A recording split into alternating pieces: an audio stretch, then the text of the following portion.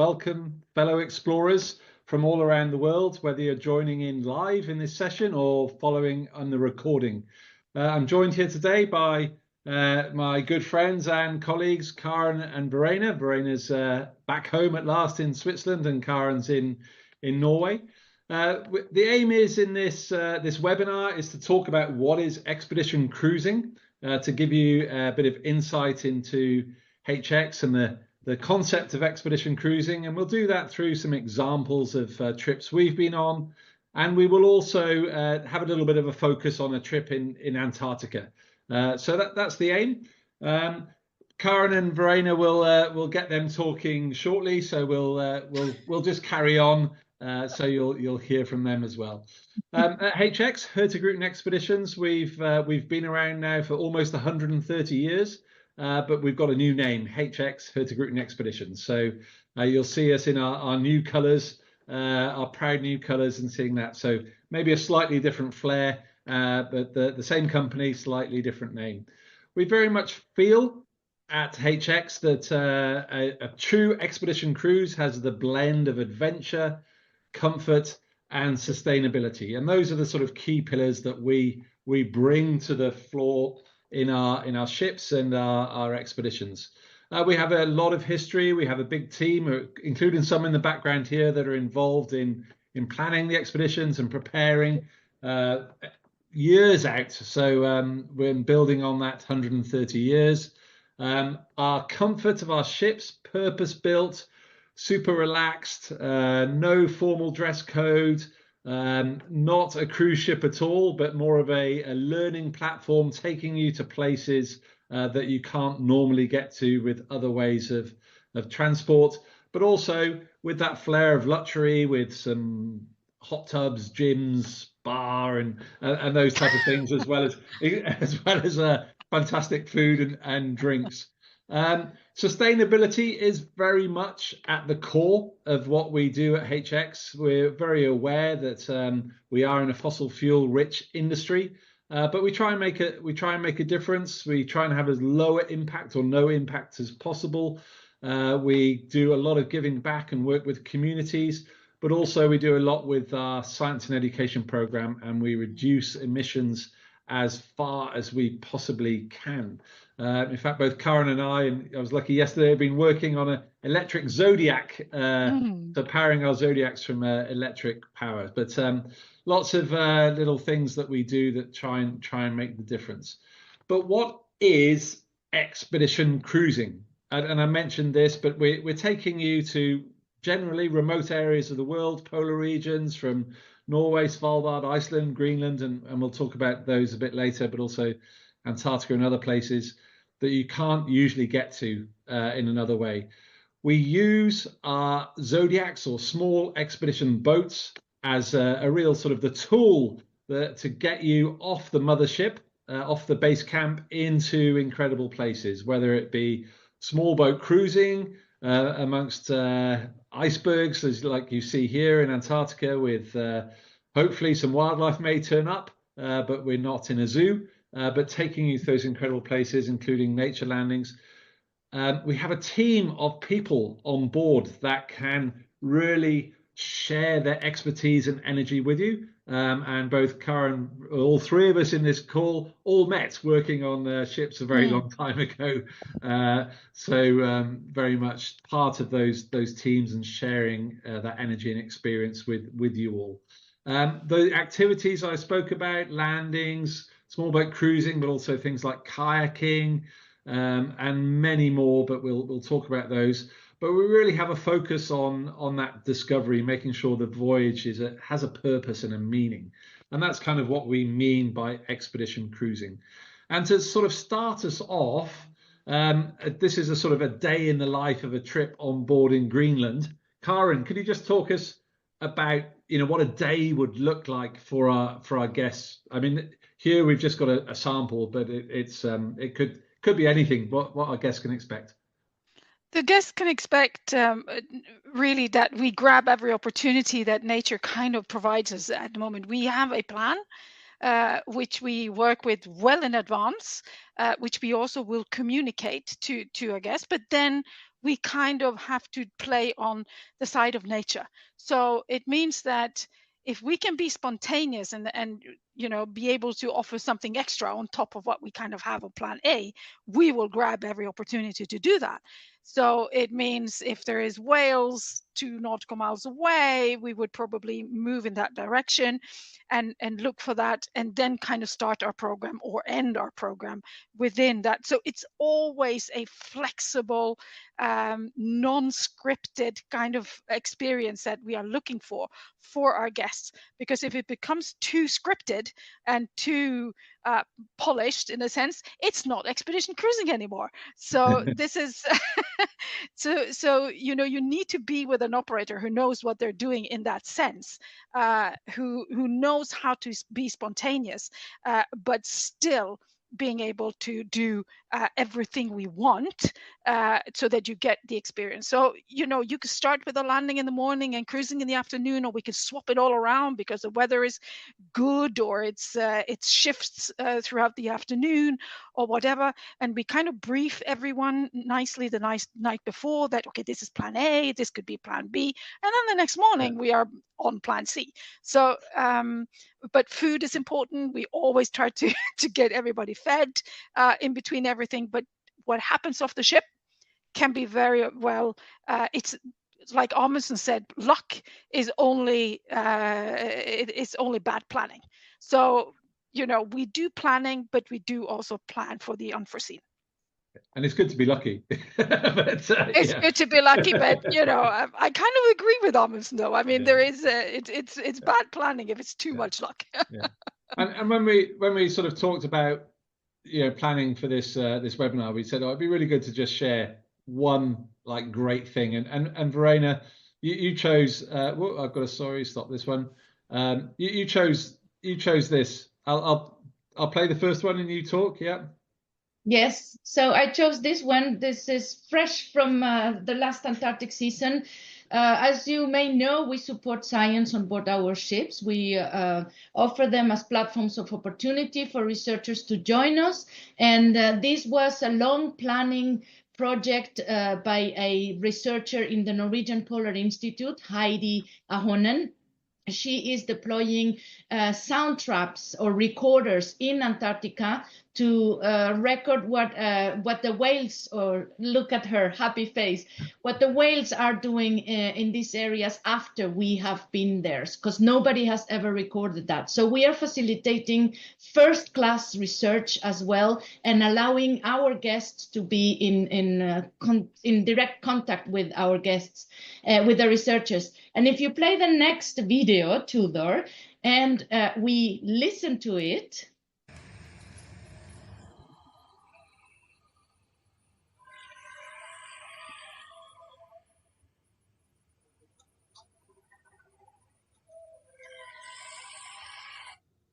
So that was like half an hour after she recovered all the data that had been collected throughout the winter. These sound traps were deployed in 2024-2025 season and recovered this last January. And Heidi shared the portions of these recordings with our very amazed and mesmerized guests. So it is really these kind of experiences that for me are the best in expedition cruising. And I was lucky enough to be on board with it. Well, there I was catching the sound trap, but yes. It was quite a process because this thing was 300 meters down and we had to try and locate it to send a signal to make it release. And then the guests on board were also, we didn't know where it was going to pop up. So the guests were lined on the deck of the ship and pointing and helping. The radio is behind you. And it was true. Everybody engaged, but that engagement with the scientists and following up with discussions and sharing fresh data, it was just the buzz and the energy. Was absolutely fantastic. So great.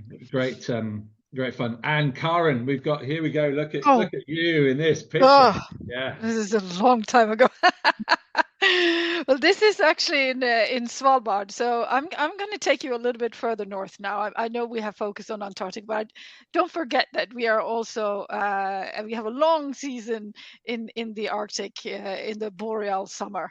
and this is a hut in northern Svalbard called something as exciting as Texas Bar, and close to a very large glacier called the Monaco Glacier, which is fantastic, 5 kilometers long and all of that. So, and what we do is, of course, we here this have a different dimension as well. So when you go to Antarctica, there's no real enemies for us as humans, sure side, but when you come to Svalbard, you have the polar bear, so you need to be a little bit on the vigilant side there. So that's why you see sitting there with a rifle. But we do know how to enhance the experience in these untouched areas, some of the largest wilderness areas in the world. And imagine you are on 79 to 80 degrees north. You are more or less as far north on land as you can come before you have to dip into the ocean and swim to the North Pole. So it's Svalbard has a very special place in my heart. Yeah. And when you go in these huts, Karen, the smell and the history.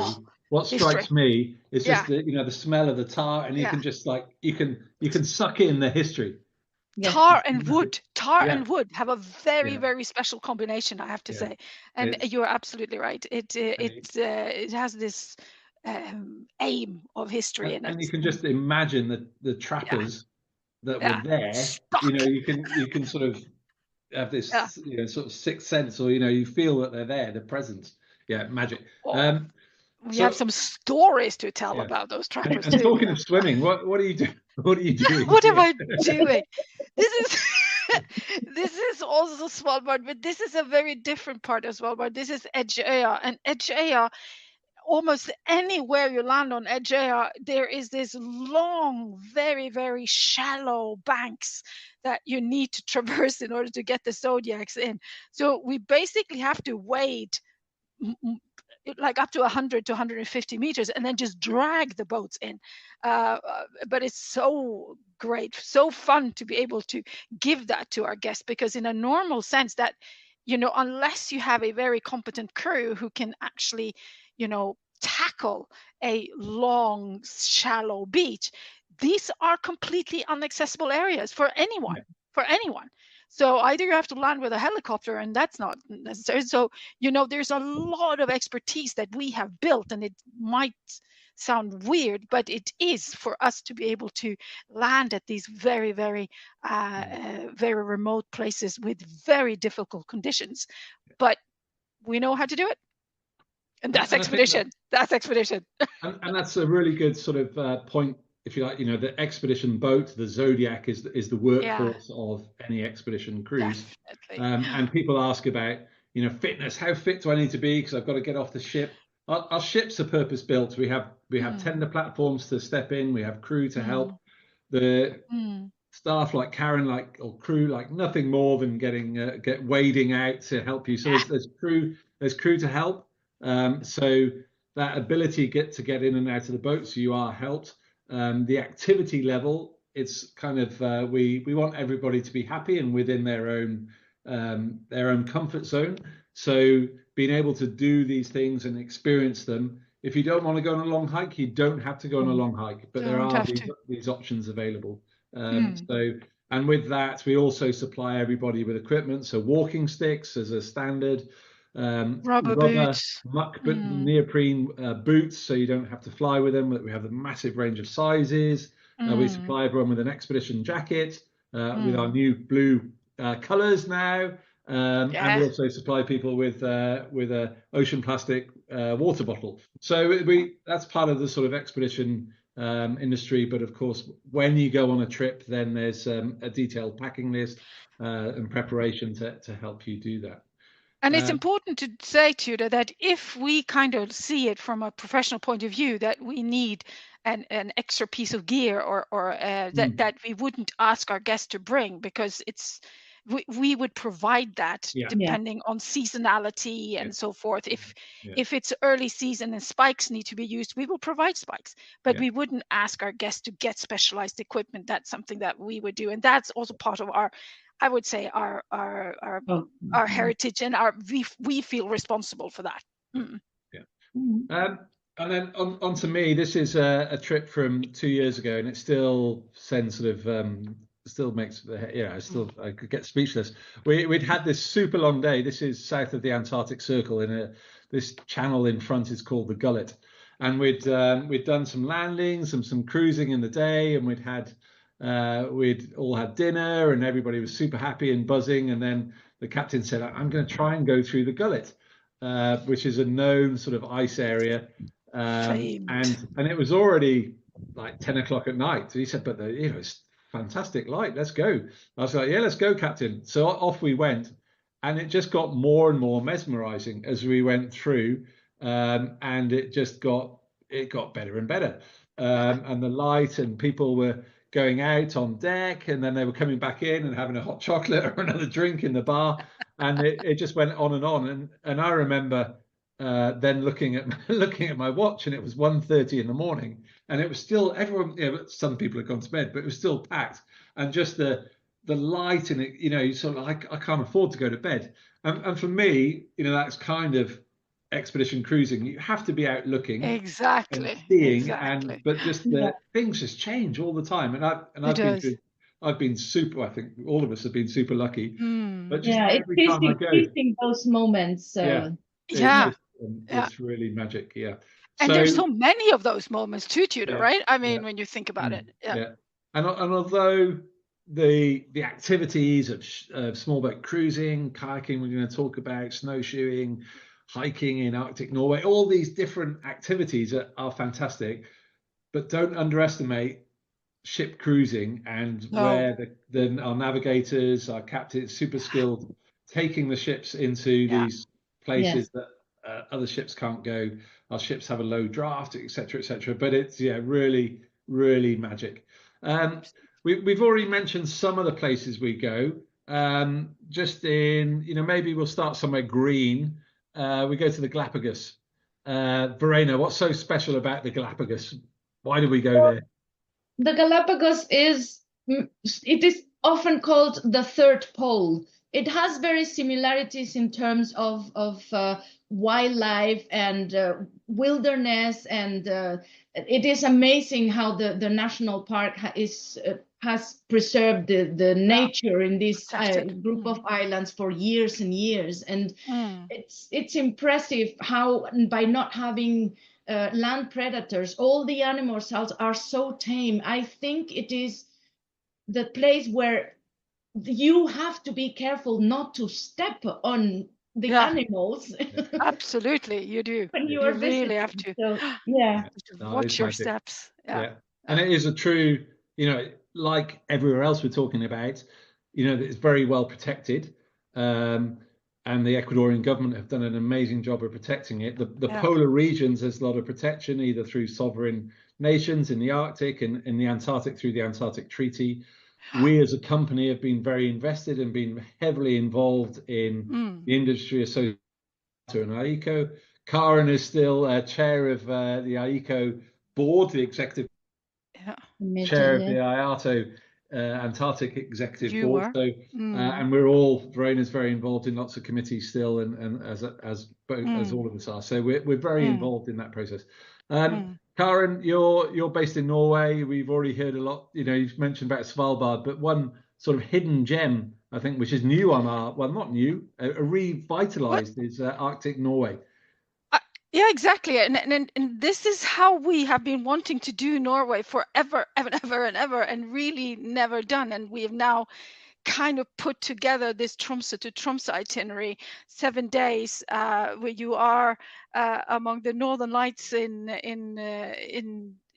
for full 7 days, where you don't really need to worry about being in light polluted areas, because we go into these areas where you can have the best opportunity to see it and to do Norway as Norwegians. And that has been a dream of mine for as long as I've been working for Hurtigruten, and that's 24 years now. So and now finally we have an itinerary that I am super proud of, and I think we can be proud of, to take you out of the hustling, bustling Tromsø and the streets of Tromsø and see the region at this nocturnal time when you have the aurora borealis dancing over the sky, and you can do small hikes in snowshoes and kayaking like we do, like, and and do bonfires on the beach and eat nice little things on the beach together with us. It's it's a lot of work that's got into it. So for all of you who are on this call, I really hope that you will consider to do a itinerary Tromsø to Tromsø that nobody else does. Nobody else. This is completely, it has nothing to do with Hurtigruten or whatever we've done for 130 years. This is deep dive into the Arctic Norway, So you yeah. heard it here from the Viking. I got it. Herself. The Viking has spoken. Exactly. And of course, we've mentioned we're going to talk more about Antarctica. We've mentioned Greenland. We go to Iceland. We've currently got a ship in the Scottish Isles. We've currently got a ship on the coast of Europe. So we go to many places. Yeah. But these are just a few. Our fleet of ships, we have 5 ships.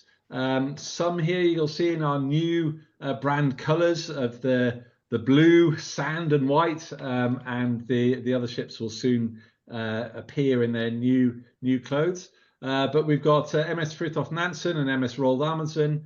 Our newest ships, they're hybrid, take up to 500 guests. State of the art, super comfortable, built with the heart of the ship are the science centers.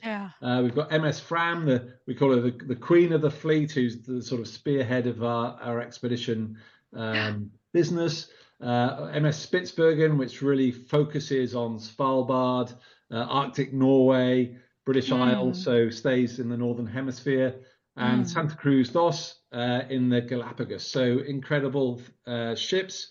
An incredible variety of size from that 500 maximum on Amundsen and Nansen down to 90 on Santa Cruz too. So ships that fit the different destinations that we take them to and fill those. The common themes on our ships are, we mentioned about the relaxed atmosphere, the Scandinavian design, really high build quality, super comfortable. But that expedition platform, all our ships are now, we have a sort of all-inclusive concept, so you don't have to dip your hands in your pockets. That includes things like important for us in this day and age of Wi-Fi. Sometimes it's too good for when the 3 of us go on ships. We get chased by the office, but there is Wi-Fi, good for messaging, social media, emails, so you can stay in touch with your families. But also food, drinks, expedition jackets, the program, all part of that. In terms of activities, we have multiple activities depending on where we're sailing in the world. These, some of them we've mentioned already, from ships cruising, expedition boat cruising. More in the north, we have a lot more of the cultural experiences with visits and community packages. Of who want to visit a brewery in Iceland, but also things like guided walk, wildlife spotting. We've talked about nature landings as well. So we have a real big variety that's built around the voyage to ensure and enhance that voyage with a sense of purpose and meaning. At the core of these things is our science and education program. And Verena is our chief scientist, the first chief scientist in the expedition cruise industry. Verena, tell us a bit about that program and how it enhances our guests' time on board. Yes, of course. So we don't not only offer lectures, but we also have designed our program in a way that will allow you to have a more hands-on experience. So immerse in the learning of the ecosystems that we are visiting with you. So we have therefore our science centers, as Tudor said, it's the heart of the ship. I love it when we call them like that. We have them equipped with microscopes, with museum type exhibit collections. We invite you to come and touch this. Everything that is in the Science Center is for you to touch, learn from. We offer deck guiding opportunities to spot wildlife, or just to see, talk about the geology, for example, stargaze. So we want your time on board to be a full-time learning experience where you also get to interact with our very knowledgeable expedition team members and our guest scientists. So it's really a nice learning opportunity. And again, we not only support research by hosting researchers, we also invite our guests to participate in different citizen science projects. This could be observing clouds, or observing birds, or taking measurements with this device in the middle called a Secchi disc. Or we also invite you to join our science boat, where we will be a little bit more focused on gathering oceanographic data using instruments like CTDs, and collecting plankton samples, which we'll afterwards bring on board and invite you to watch through the microscope. So it's really hands-on all the time, learning. Brilliant. And it is a really special moment. And one of the things, learning about the places we're going, but also learning about the wildlife. And we didn't litter this with this presentation with lots of pictures of wildlife, kind of on purpose, because we wanted to show you about what expedition cruising is about. But of course, wildlife is a really big draw for these places. But it's kind of what we want to tell you about what expedition cruising is about. And with that, we do feel we are the leader. Of course, our guests tell us we are in Antarctic Adventure. We're the number one, and we feel with that. Next season, we do have 33 different itineraries going to Antarctica, from a 10-day itinerary, looking at the sort of highlights of Antarctica, to including amazing places like the Falkland Islands and South Georgia, and some longer itineraries south of the Antarctic Circle. So we do have a big variety of trips which do that. They all start in, the common thing is starting in South America, and they include a night in Santiago or Buenos Aires, and we use the departure ports of Punta Arenas and Ushuaia, where we sail to and from. Apart from at the start and the end of the season, when we start our sailings either in Buenos Aires or Valparaiso. So there's a variety that fits you throughout the season, where our trips start in mid-October and we finish in late March. People say, when's the best time to go? The answer is when you go, because that's the best time. The whole season is. It is amazing. Yeah. If you have the luxury of choice, then there's we can sort of talk about the season based around the sort of the ecosystem and the life in the Antarctic. So Verena, do you just want to tell us a bit about how that works in terms of wildlife in Antarctica? Well, as you know, during the winter it is extremely cold, and most of the animals leave Antarctica, but they start coming back at the end of October, end of October, to start a breeding season again.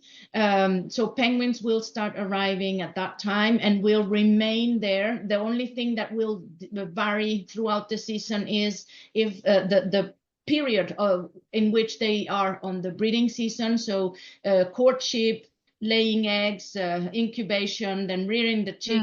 But you will get to see penguins all of the time. Whales, they also start coming down to Antarctica to feed throughout the summer. And by the end of March, April, they will slowly start returning to the breeding ground. So starting the migration again. So wildlife will be there anytime you go. But as you mentioned, Tudor, it is also other aspects that are to be considered, like the light. Those pictures you showed at 1 o'clock in the morning, that is more or less towards the middle of the season when we have this midnight sun. The further you go to the extremes of the season, the more darkness you will experience as well, and the shorter the days will be. So there is, everything. It's all good. It's like absolutely, yeah. And then one of the things we thought would just be good to just talk you through. This is a trip that I was on in January, and Verena was on part of it, so joined halfway through, but also a trip that Karen's been expedition leader on many times, so something that's familiar. So have you. Yeah, exactly. Yeah. Just to talk you through a sort of day by day what a trip looked like. So this was a south of the Antarctic Circle trip, where we focus on that. But just to give you an idea, in these slides we've got a little map of just sort of where we were going. So as I mentioned, we start in Ushuaia, Tierra del Fuego, real frontier town, as same as Punta Arenas. So when you get there, you do feel at the end of the world. But then as you sail south through the Beagle Channel, and this is January, this is the height of summer. We just had a snowfall up in the mountains, so that contrast with the native beech forests and the white dusting on the hills above just really set you up for that thought-provoking time as we prepare and we cross the Drake Passage. The captain introduces and shares, and the expedition team prepare you. We go through briefings, biosecurity preparation, plenty of time for looking out and from the deck watch, wildlife watching, looking for not only incredible birds, but also whales and seals. And as we approach closer into land, then we get these majestic landscapes with these incredible icebergs and sculptures, and get the ice boats skate, out. Tudor. The ice skate, absolutely, yeah. So just getting out there and seeing from the ship, the ship you think is really big, and you get out but you get out in a small boat and you see these icebergs sort of up close and personal, and you just see the scale of Antarctica is just breathtaking. And I think one of the things for me that's quite nice is just showing a real trip. These aren't marketing trip photos. These are real photos from the trip with the weather that we had at the time on the 16th of January. And then as we headed a lot further south, I think this was the furthest south we went, a place called Red Rock Ridge, which is a big Adelie penguin colony.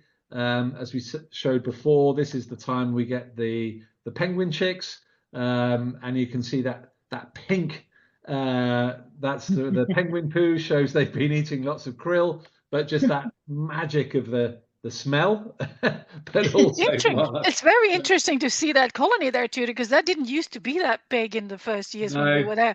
So this is growing. This is a growing colony. So it's very interesting to see now. Yeah, and I think one of the things, because we've been going there for a long time, those observations, and we see it and sharing that.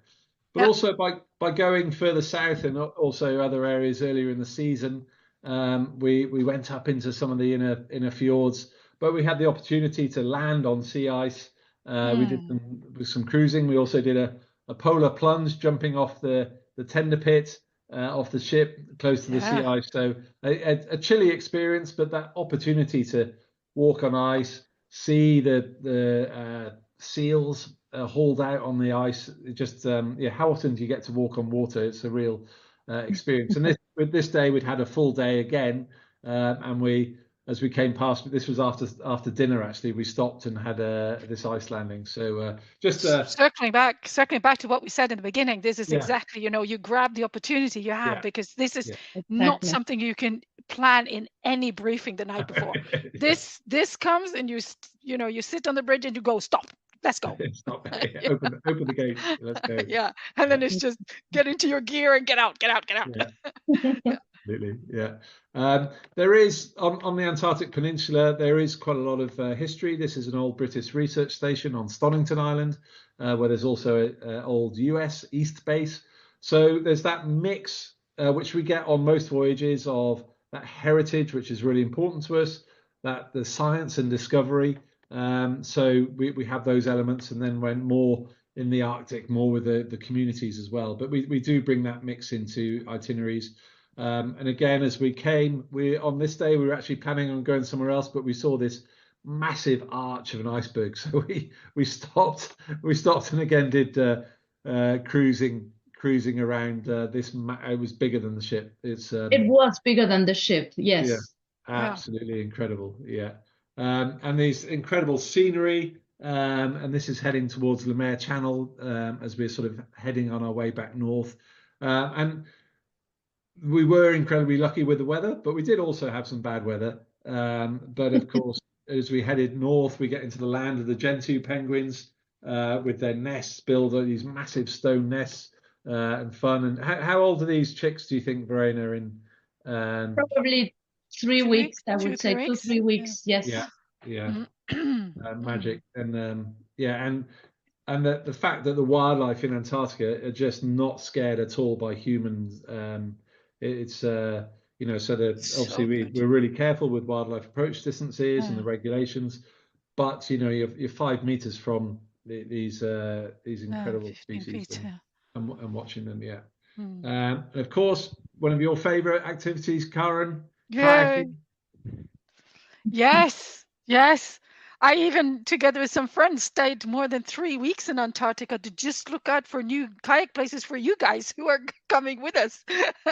So we paddled every 3 weeks. This is this is the activity you do where you move a little bit quicker than walking, but without the noise of an engine, where you are the engine and you only hear the stroke of your paddles.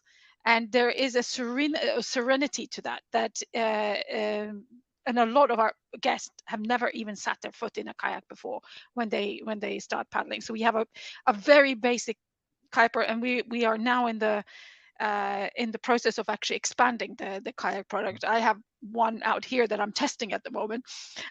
So this is something we feel, and we do also get the feedback from our guests that this is a very rewarding experience, because when you sit in the kayak, you can kind of just chill.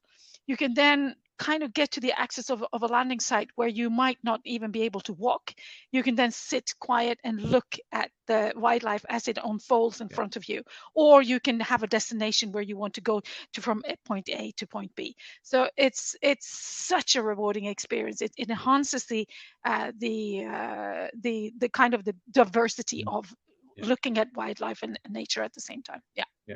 And this is a chargeable extra, but we supply really high-end dry suits, very high-end equipment, paddles, all the kit, booties, everything. So that's all supplied. But it's a magic experience, and it's we sign up on board and we put people in groups and work through those groups during the voyage to get everybody out.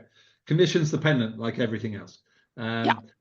And then as we headed north again, incredible icescapes and scenery that just breathtaking. And then we headed into Deception Island, into Whalers Bay, but the volcanic caldera. So again, a totally different scenery.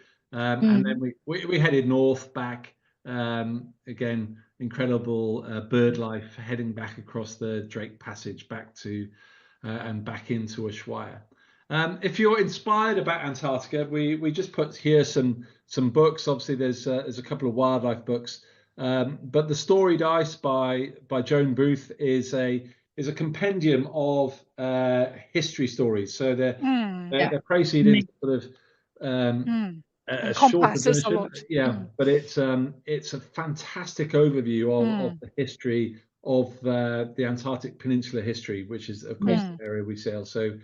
And it's a book that you can dip in and out when you're interested about the Belgica expedition or Charcot's Pourquoi Pas expedition or the British Greenland expedition. It's got it all. So something that's brilliant. And of course, Shackleton's Endurance, a big connection with going from South Georgia down into the Weddell Sea and then on getting stuck on Elephant Island with his team is just an absolutely incredible read. The book, of course, there's thousands of books on Antarctica, but this particular one by Alfred Lansing has put together lots of different accounts into one story. So it's actually, in terms of reading, it's for me, it's one of the best accounts. I agree. Of course, they've recently found found the wreck of the Endurance, which has been very much in the news. Next Yes. year is our 130th birthday, so we're very excited, and as part of that, we've got some anniversary offers where we got some free suite upgrades and some incredible prices for Antarctic sailing. So if you are interested, then please do take a look at those. And then also we're offering you, because you've been so kind to give us your time and listen to us and share, which of course it's very passionate for us, so we love talking about it. We could go on, or we keep on. I'm getting told time. No, we're offering you an extra 5% discount on our destinations with this, with quoting this HX Web Events 25. To get those, then, or for that, then, and if you would like any further information, we've got an incredible team from our service team, and these are the main telephone numbers and also the emails. But of course, you also have our details because you're invited to this webinar. Yes. So please do take us up on those offers and really share an incredible experience, whether it be in Antarctica, the Arctic Norway, Alaska, Galápagos. but Galapagos, yeah. I mean, there's so many, magic places. But we very much. I'm going to stop sharing screen, and I'm going to ask Ollie to join us because I know you've been busy asking questions through us talking, and Ollie's going to field your questions. I know the team have been answering questions as well through the chat, through the talk. So hopefully most of your questions will have been answered. But over to you, Ollie, our question master. Thank you very much. Really interesting content. So thank you guys for talking through that. And thank you everybody for joining today. Much appreciated. Appreciate the questions that we've had in the chat. We've got a few that are still open that I would like to ask our panelists. So firstly, Verena, I know this is a topic of passion for your good self. Our guest here has asked, can you address photographic recommendations? The camera of choice for decades has been an SLR, but with the need to schlep a big camera and the wonderful quality of the newest cell phones, is a cell phone enough, or would you still recommend bringing an SLR? I would also, if you are passionate about photography, you should definitely bring a camera. I know the phones get great photos, but there's nothing like a zoom image of a penguin where you can see the eye rim with all its little details and the fantastic details on the feathers as well. So yes, if you like photography, if you're really passionate about it, bring your camera.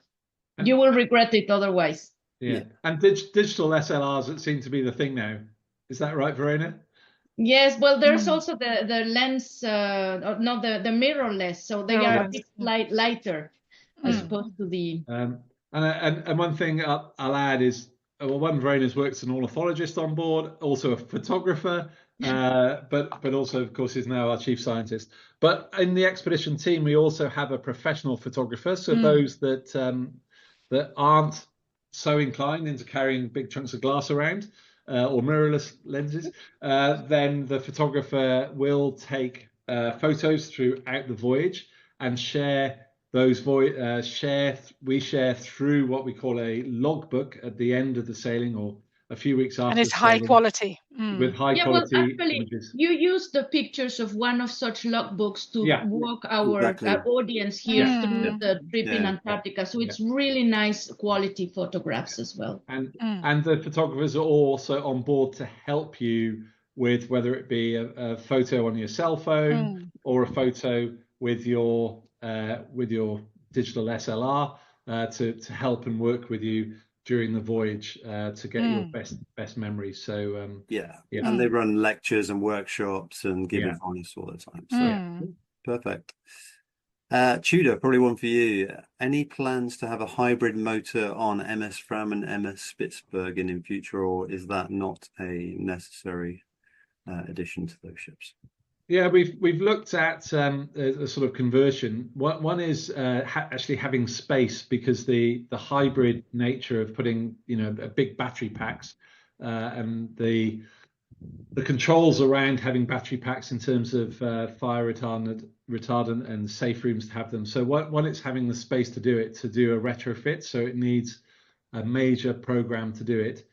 We have been looking at doing it, and we've sort of got base plans, but we don't actually have a time to do it yet. So we've got that for Fram.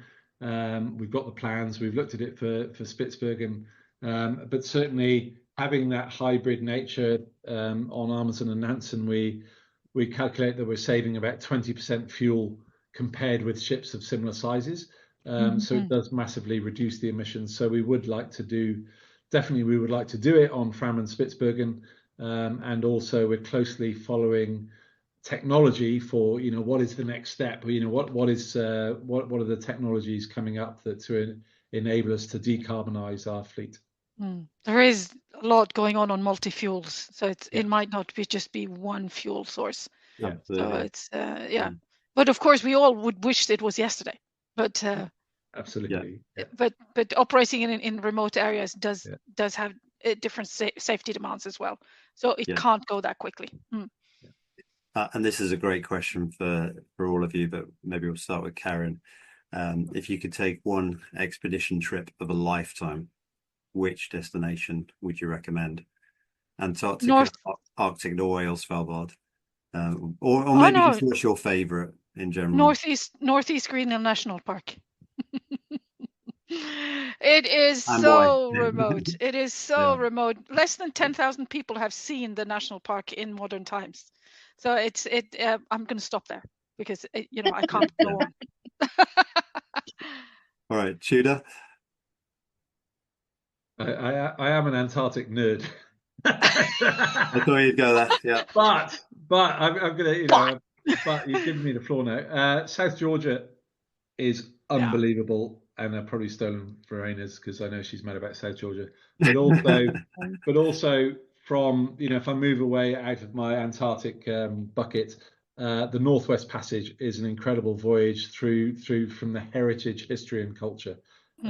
So I've been lucky enough to do that, and at the end of it, I was crying because it's just an incredible journey. Very different, but it's again so few people do it.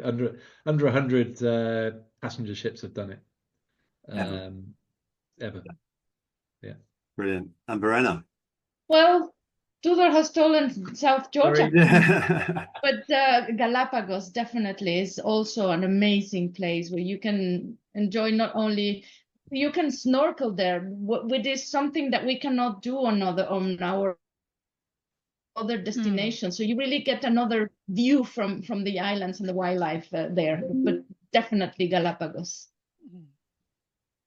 Brilliant. Thank you very much. It's really tough because there's so many. It's so tough. They're all so good, and they're all very different. I could put South Georgia there as well. Man, I'm going to go back down. Well, Karen, you and I we are planning to go around South Georgia on a sailing boat when we were probably smoking something fun. No, they're just going to dump us there for 3 weeks and then they pick us up at some point. Yeah. Okay, and then moving on. So, is there a specific expedition destination that you guys feel that particularly suits families with children more? Galápagos. And Arctic Norway. Yeah. Galapagos and Arctic Norway. Yeah. Yeah, absolutely. I think the age of I've been lucky enough to take my kids to Antarctica, and they were young teenagers, and they were still innocent enough to be sponges without being Kevins, if you like, or whatever. So they both sucked up the energy there, and then a few years ago we were lucky enough to go to the Galápagos over Christmas, and again they embraced that and they loved that, but they were a bit older. So I would say it depends on the age of the children, but that involvement, and I think one of the things that we find with everybody on the trip, that the science and education program opens the sort of inner child exploration mind, but I love it when we have kids on board, because the energy and those sort of, innocence and the questions that, they're fantastic questions where perhaps, us as adults are a bit more refrained. Is that a stupid question? There are no such thing as a stupid question, but the energy from kids, and the ships are, the comfort of the ships is great. And we quite often get, which is also really nice, 3 generations, so we get the grandparents, mum and dad and kids, and that interaction with the families it's really nice. Yeah, what a treat for the whole family. That would be amazing. The kids are professional learners in a sense, I mean, we have our professions, but this is right in the middle of what they are doing, and then kind of put a little more context. This is not a paper exercise anymore. Suddenly it becomes real for them, and that is kind of the revelation that we see in the kids when they come on board, that they get a lot more meat on the bones when they see what we're doing with the science. So they go back with a very, very different attitude after. And they're the future, and they see, and when they're seeing raw these pristine places and the fragility, it's a good question for both Tudor and Verena here as well. I'm a retired geologist, which Tudor, you're also aligned to that, and interested in science, and perhaps giving talks, other opportunities. And do you have rock cutting equipment in the lab or Nansen bottles? I don't know which one of you wants to answer that, but I'm sure that's music to your ears. Well, Verena can go with the equipment, but I studied geology, and luckily enough to work as a guide working with geologists, and the exposure, the rock exposure in Karen mentioned northeast Greenland, but in Antarctica, it's absolutely mind-boggling. So some great stuff, but then the hands-on practical application with our geologists and scientists on board, we have lots of tools to do that. Verena? Yeah, we don't have rock cutting, unfortunately. I mean, you're probably thinking to create thin slides. We don't have that, but we have hammers, and we use them when our experts are collecting samples to have on exhibit on our science centers. Nonetheless, we have microscopes with polarization so that we can explore a little bit deeper into the mineral formation of the different rock types. So there is a lot to learn. Nansen bottle, we have one for exhibit only. Unfortunately, it doesn't work. But we do have. Sorry, Verena, what is a Nansen bottle, just for the A Nansen bottle is an instrument that allows you to take water samples at different depths in the water column. So you can really lock the water at one level at what depth and bring it up. Brilliant.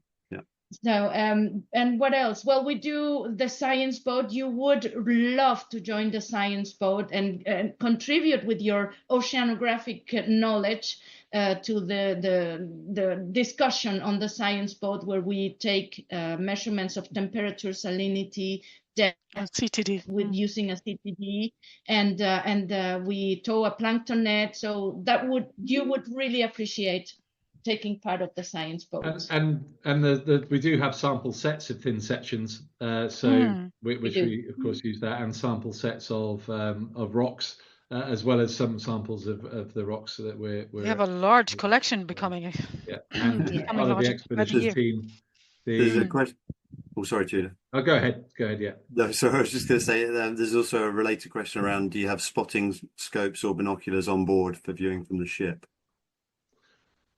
We used to have a few to lend, right? But there are for sale for sure in the shop. Yeah. We recommend.